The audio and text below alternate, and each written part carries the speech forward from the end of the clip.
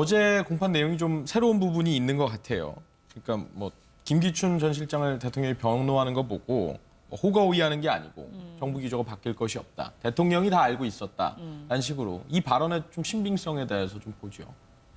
유진용 전 장관이 박 전 대통령을 그만두기 전에 만났다는 거잖아요. 예. 만나서 대통령 이러시면 안 됩니다. 이렇게 얘기를 했던 게 바로 블랙리스트 때문에 얘기가 나온 거잖아요. 네. 이렇게 하시면 안 된다고 얘기를 했는데 대통령이 오히려 김기춘 전 비서실장을 두둔하면서 나섰다는 거 아닙니까?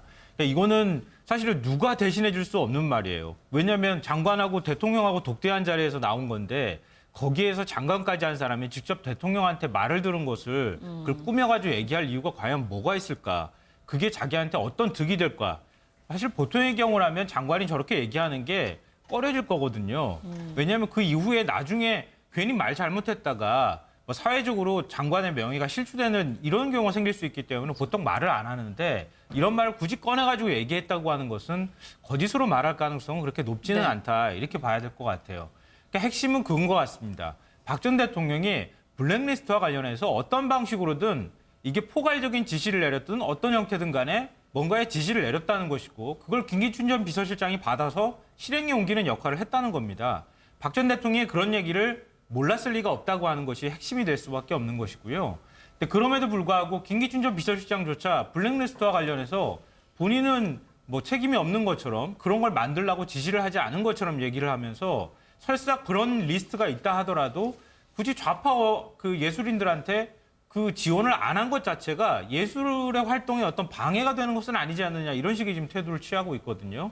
이런 행동 자체가 사실은 그 굉장히 많은 그 밑에 뭐 교육문화 수석이라든가 수석실에 있는 뭐 비서관들이라든가 이런 사람들이 다 증언을 하고 있는 상황이기 때문에 아직까지도 이 문제에 대한 심각성을 이해를 못하고 있는 상황이다 이렇게 봐야 될 것 같아요. 제가 봤을 때는 지금 약간씩 태도들이 조금씩 변하고 있는 것으로 지금 파악이 되고 있어요. 네. 그러니까 김기춘 전 실장 같은 경우도 그전에는 그냥 모르쇠 부인 이런 걸로 일관하다가 어제 같은 경우는 사실 이제 대통령 어제보다도 그 전부터도 대통령에게 책을 미루는 여러 가지 예. 발언을 했었고요. 조인수 장관도 마찬가지고요. 아마도 지금 구속된 그 기간이 좀 길어지면서 점점 본인들의 마음이 좀 변하는 것 같습니다. 네. 조금 전에 했던 박 전 대통령의 그 발언 내용을 한번 보시면요. 우리가 몰랐던 뭔가가 있었을 것이다. 이 뭔가는 어떤 의미라고 볼 수 있을까요? 국민들이 생각할 때는 최순실이 문화계를 장악하기 위해서 문화계에 저항적인 이 자신들이 볼 때는 좌파라는 문화계 인사들을 갖다가 정리해야 되지 않느냐. 예. 이런 부분일 수도 있고요. 그러니까 일반적인 어떤 부분이 아니라 네. 최순실이 문화계를 장악하려는데 문화계가 워낙 바닥이 자신들이 봤을 때는 좌파 세력들이 네. 세니까 최순실이 이를 장악하는 부분에 대해서 잡음이 나올 수도 있으니까 그걸 사전에 정리한다. 내지는 이 박 정권이 우파 이념을 지향해가는 정권이니까 그렇게 한다. 이런데 그렇게 보기에는 또 교문수석 김상률 같은 경우에는 예. 우파 단체들이 배제 대상 그야말로 좌파적 인사라고 하는 사람을 탑으로 갖다 놓고 또 블랙리스트를 한다는 게 저는 박 정권이 뭘 지향했는가가 매우 의문스러워요. 그래서 몰랐던 예. 뭔가가 그리고 그걸까요? 김기춘 실장 같은 경우에는 예. 지금 우리가 한간에는 김 실장이 박 전 대통령의 신임을 받고 왕 실장이었다 하지만은 사실 제가 봤을 때는 이분이요.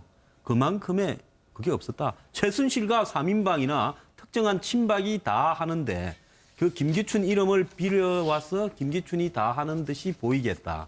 그리고 더 나아가서 그 2014년 1월경에 중국집에 모여서 이제 그것도 거의 다 사실로 확인되고 있지 않습니까? 김기춘이를 이제 이 최동욱 씨 문제를 정리가 되었으니까 빨리 쫓아내자. 그랬는데 그게 이제 2014년 11월쯤 터졌어요. 예. 그런데 2014년에 어찌 됐습니까? 2015년에 김기춘이 나갔죠. 3인방이 나간 게 아니라 대통령이 3인방 편을 들고 김기춘을 내보냈지 않습니까? 그런 부분을 보면 본인이 지금 생각하는 마음은요. 나는 철저하게 박 정권의 어떤 얼굴 간판으로서 악역만 수행하다가 지금 평당에서 노년에 이런 고생을 겪고 있구나. 이런 부분을 생각할 거니까요. 지금 뭐 이분이 박 정권과의 관계 때문에 모든 것을 다 안고 간다. 그런 생각을 하는 데서 여러 가지로 생각이 많이 바뀌어가고 있을 단계라고 봅니다. 그러니까 예. 김 전 실장의 입장에서 보면 그렇게 볼 수도 있겠죠. 뭐 왕 실장이라 불려서 생기는 선입견이다 이렇게 얘기할 수는 있겠으나 우리가 이제 제3자의 입장에서 봤을 때, 그러니까 이 분의 주장대로 본인이 책임 떠넘기기를 당했다. 뭐 이런 주장의 신빙성이 있다고 보시는 겁니까? 그건 뭐 당시에 이런 어떤 악역이나 이런 부분에 대한 부분은 아마 김 실장을 보고 다 시켰을 겁니다. 그런데 이제 본인이 법적으로 다툴라 할 때는 이런 문제를 다투려고 할 거예요. 설사 내가 블랙리스트를 했다 치자.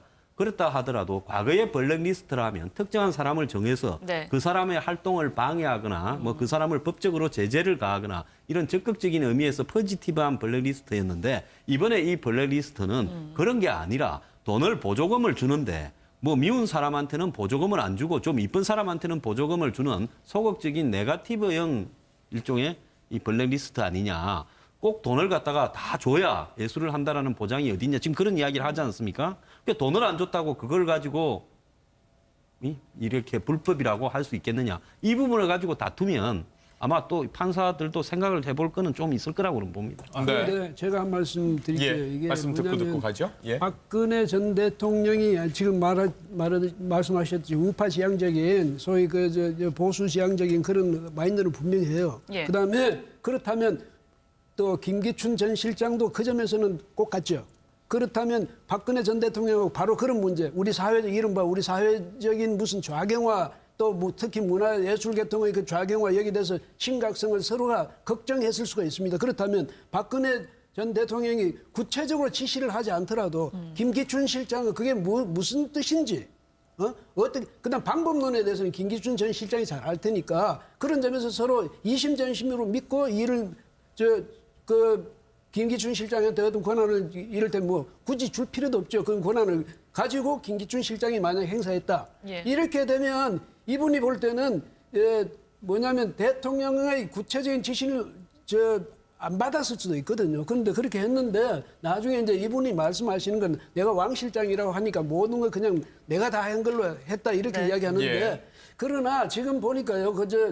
지금 와서 대통령이 시키는 대로 대통령이 그 뜻에 따라서 그냥 그렇게 이행했을 뿐이다, 수행했을 뿐이다 이렇게 말한다면 그것은 국민들도 납득하기 어려울 거고 아마 박근혜 대통령 자신도 김기춘 실장이 그렇게 이야기한다면 납득하기 어려울 겁니다. 왜냐하면 둘이가 뜻이 같았다, 이념적 지향성도 같았다. 그랬으면 어떻게 해야 된다는 문제의식도 같았다. 그러면 그것을 어떻게 그 문제에 대해서 어떻게 대응해야 한다는 그런 방법에 대해서도 서로 공감하는 부분이 있었다. 이런데 김기춘 실장이 나중에 와서 아니 자기보다 나이도 굉장히 어리잖아요. 그런데 그런 대통령을 대고 시키는 대로만 다 했다 이러면 물론 지금 저 황장수 소장 말씀처럼 그 왕 실장이 별로 그렇게 실질적인 권한은 없었다 하더라도 이럴 경우에는요. 이럴 경우에는 그렇게 좀 말씀하시는 게 물론 마음이 약해져서 그랬을 수도 있지만은 그 설득력이 별로 있는 말인 것 같지는 않습니다. 방금 전에 김기춘 전 비서실장 측이 주장하는 바에 대해서 잠깐 말씀하셨는데요. 예. 정확한 표현은 이렇습니다. 이 블랙리스트 존재 자체를 부정하는 건 아니에요. 보니까 존재 자체는 인정을 하는 것 같습니다. 그런데 그 블랙리스트라는 것의 정당성을 지금 얘기하는 것이거든요. 그러면서 이번 사건은 그러니까 예술의 자유를 침해했다는 게 편견이라고 본인은 생각한다. 이렇게 얘기를 했고요. 예술인을 지원하는 국가 보조금을 특정 단체나 개인에게 지원하는 걸 중단하거나 줄였다는 게 이번 사건의 핵심이다. 그럼 그 단체를 지원하기 위해 보조금을 줬어야 하느냐, 안 주면 예술의 자유를 침해하는 것이냐, 못 받으면 예술 활동을 못 하느냐, 이렇게 지금 정확하게 얘기를 했습니다. 이게 왜 틀린 것인지 제가 말씀드리면요. 우리나라 문화예술진흥정책의 핵심이 되는 단어는 8길이의 원칙이라고 하는 겁니다. 이게 뭐냐면요. 지원은 하되 간섭하지 않는다는 겁니다. 그러니까 공공은 문화예술을 진흥하기 위해서 공공의 기금을 가지고 지원은 하지만 문화예술의 자율성은 보장한다고 하는 게 그동안에 우리나라가 계속 취했던 그 기본적인 정책이었습니다. 이거는 우리나라뿐만 아니라 모든 외국도 다 마찬가지입니다. 문화가 가지고 있는 공공성의 측면 때문에 문화예술을 지원하고 후원하는 나라가 굉장히 많습니다. 그렇지만 그거에 대해서 지원은 하지만 간섭을 하지 않는다는 원칙을 다 대체적으로 모든 선진국이 갖고 있는데 그러면 지금 문화예술 지원을 하는 여부에 대해서 블랙리스트를 만들어서 지원하지 않겠다고 하는 것은 예술 지원을 하지 않겠다는 것하고 똑같은 그 얘기가 되는 겁니다. 그렇기 때문에 정부가 지원하고 안 하느냐의 문제로 얘기하는 것이 아니라 그 과정에서 예술 기금을 가지고 미운 사람한테는 지원하지 않고 이쁜 사람한테는 지원하는 것 자체가 이것 자체가 문화예술에 대한 자유를 침해하는 거라고 거꾸로 해석하면 얘기를 할 수 있다는 겁니다. 이거는 전 세계 어디를 가져가서 얘기하더라도 이런 논리로 만약에 얘기를 한다 그러면 다른 나라들도 다 웃을 겁니다. 그러니까 문화예술은 그러니까 어느 예술가들 만나도 물어보면 알겠지만 단 한 1% 정도만 문화예술을 통해서 돈을 벌지 나머지는 전부 다 돈을 못 버는 사람들입니다.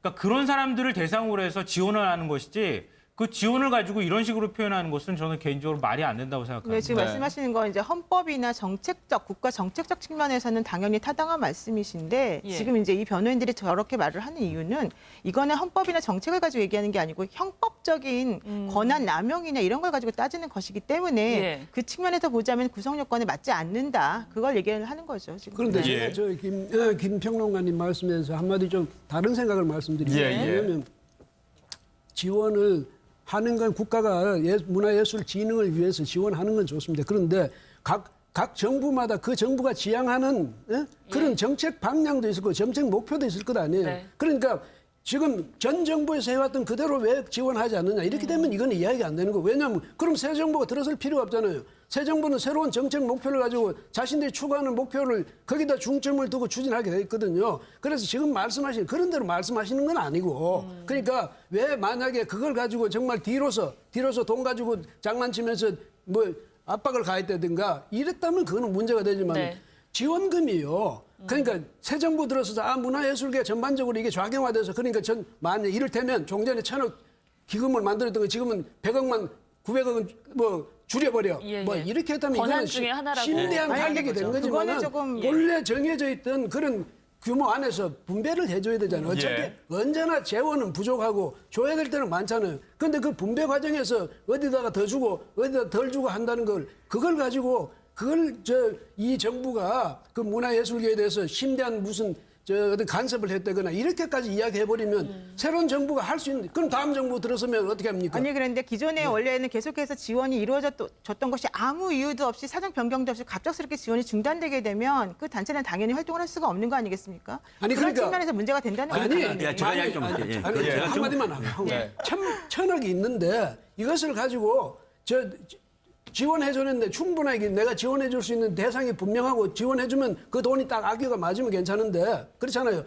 지원 받아야 할 단체는 엄청 많잖아요. 그럼 지원을 이제까지 못 받았던 단체는 영원히 못 받아야 되는 겁니까? 그 말씀은 김기춘 전 실장 측의 주장과 비슷한 맥락이죠. 맥락으로 예. 이해해도 아니 그 되겠습니까? 비싼 그 사람이 어떤 논리를 폈다가 문제가 예, 예. 아니라 지금 뭐 말씀하시는 아니, 거 지금 뭐냐면 문제가 됩니다. 돈이 지금 말씀을 그렇게 하신다면. 예. 돈을 지원했던 것을 그것을 돈을 지원하지 않다거나 이렇게 줄이면 그건 중대한 타격이 된다면 제가 말씀이 전제가 그거잖아요. 재원은 정해져 있잖아요. 예, 예. 줘야 될 대상은 많잖아요. 네. 그런데 지금 같은 그런 규모로 계속 해야 된다면 그럼 못 받는 단체는 제가요 영원히 못 그 받는 옛날에 거예요. 중앙부서에서 정부 지원금이나 보조금 이런 거 많이 본 사람입니다. 예. 그래서 이야기를 하자면요. 예. 네. 정부에서 지원하는 모든 돈은 항목이 있습니다. 그래서 그 누구한테 어떻게 주라는 것까지도 그 항목에 규정되어 있어요. 그렇기 때문에 이게 이제 앞으로 아까 말한 대로 헌법적으로는 저는 분명히 위반되는 부분이 있다고 봅니다. 법률적으로 이제 위반이 되는가 하는 것은 세세하게 정해져 있는 그 항목에 따라서 지출을 했느냐. 예. 그럼 안 주고 이쪽에 줄 것을 안 주고 저쪽에 준 부분을 이것이 항목에 이 위반이 되느냐 안 되느냐 그걸 따져가지고 이렇게 되는 겁니다. 그 돈은 그냥 주는 게 아니에요. 포괄적으로 뭐 1,000억이 있다고 그걸 갖다 나눠주는 게 아니라 예. 그걸 어떻게 해서 세부적으로 쪼개서 아주 잘게 이렇게 돼 있기 때문에 아마 그 해당 단체들도 지금 고소 고발을 해놨을 거니까요. 그런 예. 부분을 통해 가지고 정리가 될 거라고 네, 봅니다. 제가 문제라고 잠시만요. 말씀드리는 부분은 이 주장을 그대로 동의하시는지 그 부분에 대해서 따져볼 필요가 있다. 이런 말씀이신 거고 말씀인 거고 녹여서 좀 부탁드릴게요. 하나 네. 더 추가해서 이제 조윤선 전 장관은 오해였다라고 얘기를 해서 뭐 같은 맥락으로 지금 봐야 되는 건지 반박해 주시죠. 예. 뭐 방금 전에 얘기하셨던 것의 연장선이 될 수 있는데요. 저도 정부위원회에서 보조금하고 기금을 집행했습니다. 그걸 예. 직접 심사를 했거든요. 예, 예. 그럴 때 그러면은 정부가 보조금을 지원하는 데 있어서 우리 여기 마음에 안 들어 지원하지 마. 그럼 지원 안 하나요? 그거 아니거든요. 제가 앞서 말씀드렸던 팔거리 원칙이라는 것은 문화예술 정책에 관한 정부의 철학 예. 그리고 문화 정책에 관한 어떤 기조에 관해서 말씀을 드린 것이고요. 세부적으로 들어가면 법률이든 아니면은 그거에 따르는 그 하위든 그 무엇이든 간에 지원을 할 수 있는 기준들과 그 규정들이 세세하게 다 규정되어 있습니다. 그러면은 공모할 때 아예 그러면은 좌파는 공모하지 마시오라고 해야죠. 뭐하러 공모 받습니까? 문화예술 정책에 있어서 심사할 때 심사 기준들이 다 세세하게 있고 거기에 따른 평가를 하도록 되어 있습니다. 그래서 그 많은 단체들이나 출판사나 이런 것들 예술인들이 다 지원 신청을 했던 거예요. 받고 난 다음에 얘 마음에 안 들어 블랙리스트야. 이건 정책적으로 이념이 마음에 안 들어. 그런다고 빼나요? 우리나라 기금이 그렇게 집행하는 게 어디 있습니까? 그러니까 그것 자체가 문화예술 자유를 침해하는 거라고 얘기를 하는 겁니다. 그런데 김성환 평론가 말씀하신 그 구체적인 사안 하나에 대해 지금 조사하신 게 아니죠. 그렇잖아요. 지금 그 누구한테 지금 어떤 단체에 돈이 주어졌고 어떤 단체에 얼마나 빠졌고 그건 한 거 아니잖아요. 그렇다면 제가 말씀드리는 것은 예. 만약에 그 어떤 정책적인 보복적 차원에서 예, 응징적 차원에서 만약에 그런 일이 있었다면 이건 당연히 네네. 잘못된 것인데 이를테면 좌파니까 우리가 배제하고 우파니까 봐줬다 이런 식이 되려면요. 그럼 과거 정권은 어떻게 되냐면 그다음에 제가 말씀드리는 그거예요. 현재 앞으로 지금의 정부로서의 지향점이 있을 거고 정책 목표가 있을 거고 한데 거기에 따라서 그것을 재조정한다고 해서 그 자체를 가지고 그걸 나중에 어필할 수는 있죠. 만약 행정법원에다 제소하거나 이걸 할 수는 있지만 그걸 가지고 지금 형사적으로 저렇게 걸어가지고 재인시할 수 있는 일인가 거기에 대해서 네. 조건이나 생각해보자 기준이 이 얼마나 말이에요. 납득할 수 있느냐 지금 이 말씀하신 여부에 따라 얘기는 다른 예를 들면 거군요. 광주에서 이제 행사가 있었단 말이에요. 전시 관련해서. 그런데 예. 그때 그 예술가, 작가분이 거의 다 완성을 했는데 갑자기 그게 중단이 됐어요. 행사 자체가. 그래서 왜 그런지 나중에 알아보니까 이제 그 그림이나 표현된 것들이 이 정권에 맞지 않았기 때문에 아예 전부 다 결정되었던 것 자체를 아예 백지화시켰다는 부분이거든요. 그러니까 예를 들면 그런 식으로 불법적인 일이 이루어졌다는 걸 설명하는 측면이고요. 예. 좀 전에 질문하신 것 중에서 조윤선 전 장관이 나에게 오해가 쌓였던 예. 것 같다라고 말했던 부분은 본인이 처음에 들어갔을 때 그걸 만드는 데 적극적으로 먼저 뭐 어떤 행위를 한 것은 아니었는데 들어가서 나중에 확인을 해보니까 이런 일이 있었었고 이런 식으로 하라고 지시가 있었다는 걸 알게 되었다는 거예요. 그래서 본인은 그것을 소극적으로 이런 식으로 일을 진행해야 되는 것인가 보다라고 생각을 해서 소극적으로 해서의 그 한계 내에서 선을 지키면서 어느 정도 활동을 했었던 것뿐이지 네. 적극적으로 그러한 활동을 하면서 자기가 뭔가 하지 않았다. 이런 측면으로 변명을 하는 정도의 오해라는 것이죠. 두 사람 다 예. 내가 전면에 나서지 그렇죠. 않았다. 예, 그 이런 얘기를 하는 하는 것입니다. 거군요. 조윤선 전 장관 같은 경우는. 예. 네. 방금 전에 말씀하셨던 거에서 말씀을 드리면요. 지금 구체적인 사례가 있느냐 말씀하셨는데 좀 보도가 엄청나게 많이 나왔어요. 한 가지 사례만 말씀드리면요. 문학동네라고 하는 출판사가 세월호 참사를 바라보는 문학인들의 어떤 시각이나 이런 것들을 실은 눈먼 자들의 국가라는 책을 발간을 했습니다. 그래서 그게 찍힌 거예요. 이른바 찍힌 거예요. 찍히고 난 다음에 문학동네가 문체부에서 지정되어 있던 추천도서나 그런 데서 다 빠지고 문학동네에 지원하는 출판 공모라든가 이런 것들 다 없어졌어요. 그러면은 정권의 반기를 두거나 아니면 정권을 비판하는 뭔가의 책을 발간했다고 해서 다른 사업에 공모 사업을 응모하지 못하도록 한다거나 이런 것들은 분명히 그 공모에 있어서 배제의 원칙을 만들어낸 거 아니겠습니까? 그러니까 그렇죠. 그거랑 비슷한 사례들이 굉장히 많은 거죠. 부산국제영화제도 그러니까 마찬가지고. 실정법에 그런 위법적인 그런 사례가 있었다면 그것은 그대로 처리를 해야 되겠지만은 제가 말씀드리는 것은 저 정부 지원금 자체를 지금 뭐 이를테면 좌파 진영에 줬던 것을 안 준다든지 줄인다든지 이런 걸 가지고 이걸 가지고 지금 그 말하자면 당시의 정권 담당자들을 법정에 불러내가지고 바로 그걸 가지고 죄를 묻는 것은 그거는 충분히 다른 면으로 어필할 수 있는 그게 많잖아요. 그 정부 그 해당 위원회에 계셨다니까 만약 그래도 어필하는 사람 없습니까? 각 단체마다 왜 우리는 안 주냐, 왜 우리는 잘못했냐, 왜 우리는 이런 식으로 평가했냐 해서 수없이 많은 그런 어필이 있을 것 아닙니까? 그걸 지금 법정에 끌어내서 할 수 있는 일이냐 아니면 바로 그런 식으로 어필하고 처리해야 될 문제냐 제가 거기에 대해서 의문을 제기하는 거예요. 두 번째로 제가 말씀드렸던 거는요. 제가 위원회에 있을 때 심사하고 기금 그 지원을 하는 데 있어서 할 때 미리 지원 기준은 어떻습니다. 그리고 세부적인 기준까지 다 공개합니다. 그리고 거기에 저 공모를 하는 겁니다. 사람들이. 그럼 공모에 있어서 심사는 공정하게 이루어져야겠죠. 그 기준에 따라서. 그럼 그 기준에 거기 들어가 있지 않으면은 그거는 심사를 제대로 하지 않은 거죠.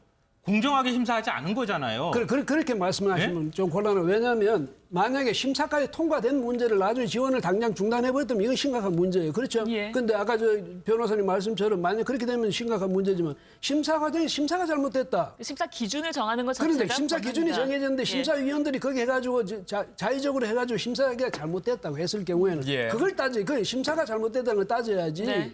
그걸 통째로 해가지고 이 정부가 바로 그렇게 했기 때문에 그런 심사위원들도 전부 엉망이고 심사가 그렇게 됐다. 이래버리면 안 돼. 심사 지금 이 교수님 말씀은 법률적으로 따져야 되는 부분 중에 문제가 있다라는 점을 질문을 하시는 겁니까? 아니면 그간에 저는 제기된 의혹 자체에 대해서 부인을 하시는 겁니까? 기본적인 마인드가 문제라는 거예요. 왜냐하면 지금 사회적 분위기가 어떻게 돌아가냐면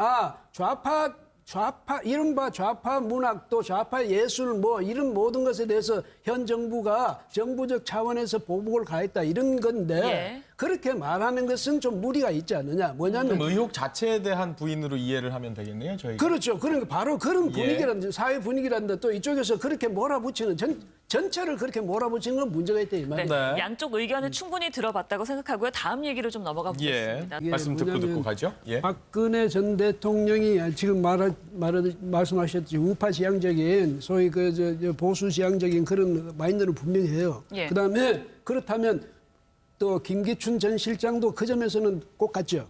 그렇다면 박근혜 전 대통령하고 바로 그런 문제, 우리 사회적 이른바 우리 사회적인 무슨 좌경화 또 뭐 특히 문화예술계통의 그 좌경화 여기에 대해서 심각성을 서로가 걱정했을 수가 있습니다. 그렇다면 박근혜 전 대통령이 구체적으로 지시를 하지 않더라도 김기춘 실장은 그게 무슨 뜻인지 어떻게 그다음 방법론에 대해서는 김기춘 전 실장이 잘 알 테니까 그런 점에서 서로 이심전심으로 믿고 일을 김기춘 실장한테 어떤 권한을 이를테면 뭐 굳이 줄 필요도 없죠. 그 권한을 가지고 김기춘 실장이 만약 행사했다. 예. 이렇게 되면 이분이 볼 때는 뭐냐면 대통령의 구체적인 지시를 안 받았을 수도 있거든요. 그런데 그렇게 했는데 나중에 이제 이분이 말씀하시는 건 내가 왕 실장이라고 하니까 모든 걸 그냥 내가 다 한 걸로 했다 이렇게 네. 이야기하는데 예. 그러나 지금 보니까요.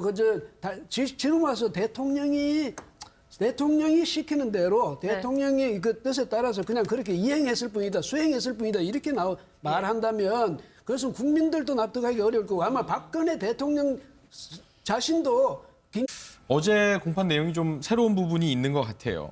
그러니까 뭐 김기춘 전 실장을 대통령이 변호하는 거 보고 호가호위하는 게 아니고 정부 기조가 바뀔 것이 없다. 대통령이 다 알고 있었다. 라는 식으로 이 발언의 좀 신빙성에 대해서 좀 보죠. 유진용 전 장관이 박 전 대통령을 그만두기 전에 만났다는 거잖아요. 예. 만나서 대통령 이러시면 안 됩니다. 이렇게 얘기를 했던 게 바로 블랙리스트 때문에 얘기가 나온 거잖아요. 네. 이렇게 하시면 안 된다고 얘기를 했는데 대통령이 오히려 김기춘 전 비서실장을 두둔하면서 나섰다는 거 아닙니까? 그러니까 이거는 사실은 누가 대신해 줄 수 없는 말이에요. 왜냐하면 장관하고 대통령하고 독대한 자리에서 나온 건데 거기에서 장관까지 한 사람이 직접 대통령한테 말을 들은 것을 그걸 꾸며가지고 얘기할 이유가 과연 뭐가 있을까? 그게 자기한테 어떤 득이 될까? 사실 보통의 경우라면 장관이 저렇게 얘기하는 게 꺼려질 거거든요. 왜냐하면 그 이후에 나중에 괜히 말 잘못했다가 뭐 사회적으로 장관의 명예가 실추되는 이런 경우가 생길 수 있기 때문에 보통 말을 안 하는데 이런 말을 굳이 꺼내가지고 얘기했다고 하는 것은 거짓으로 말할 가능성은 그렇게 높지는 네. 않다. 이렇게 봐야 될 것 같아요. 그러니까 핵심은 그건 것 같습니다. 박 전 대통령이 블랙리스트와 관련해서 어떤 방식으로든 이게 포괄적인 지시를 내렸든 어떤 형태든 간에 뭔가의 지시를 내렸다는 것이고 그걸 김기춘 전 비서실장이 받아서 실행에 옮기는 역할을 했다는 겁니다. 박 전 대통령이 그런 얘기를 몰랐을 리가 없다고 하는 것이 핵심. 하는데 문화계가 워낙 바닥이 자신들이 봤을 때는 좌파 세력들이 네. 세니까 최순실이 이를 장악하는 부분에 대해서 잡음이 나올 수도 있으니까 그걸 사전에 정리한다. 내지는 이 박 정권이 우파 이념을 지향해가는 정권이니까 그렇게 한다 이런데 그렇게 보기에는 또 교문수석 김상률 같은 경우에는 예. 우파 단체들이 배제 대상 그야말로 좌파적 인사라고 하는 사람을 탑으로 갖다 놓고 또 블랙리스트를 한다라는 게 저는 박 정권이 뭘 지향했는가가 매우 의문스러워요. 그래서 몰랐던 뭔가가 그리고 들어볼까요? 김기춘 실장 같은 경우에는 예. 지금 우리가 한간에는 김 실장이 박 전 대통령의 신임을 받고 왕 실장이었다 하지만은 사실 제가 봤을 때는 이분이요. 그만큼의 그게 없었다. 최순실과 3인방이나 특정한 친박이 다 하는데 그 김기춘 이름을 빌어와서 김기춘이 다 하는 듯이 보이겠다. 그리고 더 나아가서 그 2014년 1월경에 중국집에 모여서 이제 그것도 거의 다 사실로 확인되고 있지 않습니까? 김기춘이를 이제 이 최동욱 씨 문제를 정리가 되었으니까 빨리 쫓아내자. 그랬는데 그게 이제 2014년 11월쯤 터졌어요. 예. 그런데 2014년에 어찌 됐습니까? 2015년에 김기춘이 나갔죠. 3인방이 나간 게 아니라 대통령이 3인방 편을 들고 김기춘을 내보냈지 않습니까? 그런 부분을 보면 본인이 지금 생각하는 마음은요. 나는 철저하게 박 정권의 어떤 얼굴 간판으로서 악역만 수행하다가 지금 평당에서 노년에 이런 고생을 겪고 있구나. 이런 부분을 생각할 거니까요. 지금 뭐 이분이 박 정권과의 관계 때문에 모든 것을 다 안고 간다. 그런 생각을 하는 데서 여러 가지로 생각이 많이 바뀌어가고 있을 단계라고 봅니다. 그러니까 김 전 실장의 입장에서 보면 그렇게 볼 수도 있겠죠. 뭐 왕 실장이라 불려도 생기는 선입견이다 이렇게 얘기할 수는 있겠으나 우리가 이제 제3자의 입장에서 봤을 때, 그러니까 이 분의 주장대로 본인이 책임 떠넘기기를 당했다. 뭐 이런 주장의 신빙성이 있다고 보시는 겁니까? 그건 뭐 당시에 이런 어떤 악역이나 이런 부분에 대한 부분은 아마 김 실장을 보고 다 시켰을 겁니다. 그런데 이제 본인이 법적으로 다툴라 할 때는 이런 문제를 다투려고 할 거예요. 설사 내가 블랙리스트를 했다 치자. 그랬다 하더라도 과거의 블랙리스트라면 특정한 사람을 정해서 네. 그 사람의 활동을 방해하거나 뭐 그 사람을 법적으로 제재를 가하거나 이런 적극적인 의미에서 포지티브한 블랙리스트였는데 이번에 이 블랙리스트는 그런 게 아니라 돈을 보조금을 주는데 뭐 미운 사람한테는 보조금을 안 주고 좀 이쁜 사람한테는 보조금을 주는 소극적인 네거티브형 일종의 이 블랙리스트 아니냐. 꼭 돈을 갖다가 다 줘야 예술을 한다라는 보장이 어딨냐. 지금 그런 이야기를 하지 않습니까? 그러니까 돈을 안 줬다고 그걸 가지고 이렇게 불법이라고 할 수 있겠느냐. 이 부분을 가지고 다투면 아마 또 판사들도 생각을 해볼 거는 좀 있을 거라고 봅니다. 그런데 제가 한 말씀 드릴게요. 핵심이 될 수밖에 없는 것이고요. 근데 그럼에도 불구하고 김기춘 전 비서실장조차 블랙리스트와 관련해서 본인은 뭐 책임이 없는 것처럼 그런 걸 만들라고 지시를 하지 않은 것처럼 얘기를 하면서 설사 그런 리스트가 있다 하더라도 굳이 좌파 그 예술인들한테 그 지원을 안 한 것 자체가 예술의 활동에 어떤 방해가 되는 것은 아니지 않느냐 이런 식의 지금 태도를 취하고 있거든요. 이런 행동 자체가 사실은 그 굉장히 많은 그 밑에 뭐 교육문화 수석이라든가 수석실에 있는 뭐 비서관들이라든가 이런 사람들이 다 증언을 하고 있는 상황이기 때문에 아직까지도 이 문제에 대한 심각성을 이해를 못하고 있는 상황이다 이렇게 봐야 될 것 같습니다. 예. 제가 봤을 때는 지금 약간씩 태도들이 조금씩 변하고 있는 것으로 지금 파악이 되고 있어요. 네. 그러니까 김기춘 전 실장 같은 경우도 그전에는 그냥 모르쇠 부인 이런 걸로 일관하다가 어제 같은 경우는 사실 이제 대통령 어제보다도 그 전부터도 대통령에게 책임을 미루는 여러 가지 예. 발언을 했었고요. 조인수 장관도 마찬가지고요. 아마도 지금 구속된 그 기간이 좀 길어지면서 점점 본인들의 마음이 좀 변하는 것 같습니다. 네. 조금 전에 했던 박 전 대통령의 그 발언 내용을 한번 보시면요. 우리가 몰랐던 뭔가가 있었을 것이다. 이 뭔가는 어떤 의미라고 볼 수 있을까요? 국민들이 생각할 때는 최순실이 문화계를 장악하기 위해서 문화계에 저항적인 이 자신들이 볼 때는 좌파라는 문화계 인사들을 갖다가 정리해야 되지 않느냐. 예. 이런 부분일 수도 있고요. 그러니까 일반적인 어떤 부분이 아니라 네. 최순실이 문화계를 장악하려면